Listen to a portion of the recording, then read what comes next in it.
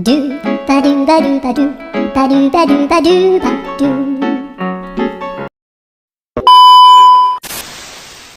Hi everyone! Panibagong araw, panibagong buhay. So, andito tayo ngayon sa Binmaley, Pangasinan. So, makikita nyo naman ang lawak ng karagatan dito sa Binmaley, Pangasinan. Kasama ko nga pala ang pamilya ng aking asawa.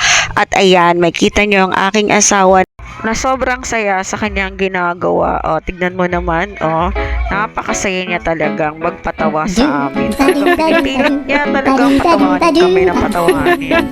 At ayan, sobrang tuwa. Gusto niya pang bumaba para magpasaya palalo sa amin.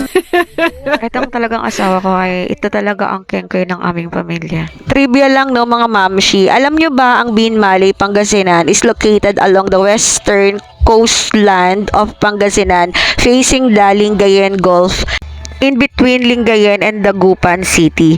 On January 8 to 9, 1945, the amphibious forces of U.S. General Douglas MacArthur used the town's beach designated as Yellow Beach alongside the beaches of Lingayen, Dagupan, and San Fabian in their landing operations.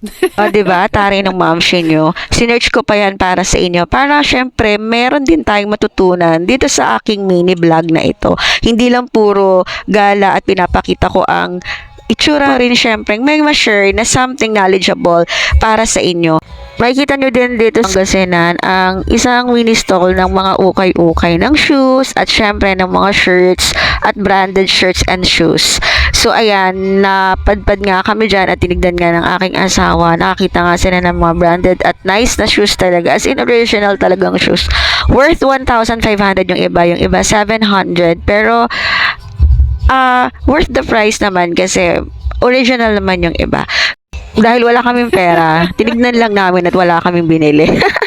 Patuloy nga kaming nag-ikot dito sa Binmaley, Pangasinan at inikot nga namin yung area ng Black Sand Beach dito sa Binmaley. Actually, pag nandito ka, ma-relax ka talaga. Kapakalawak at nakakatuwang pagmasdan ng beach.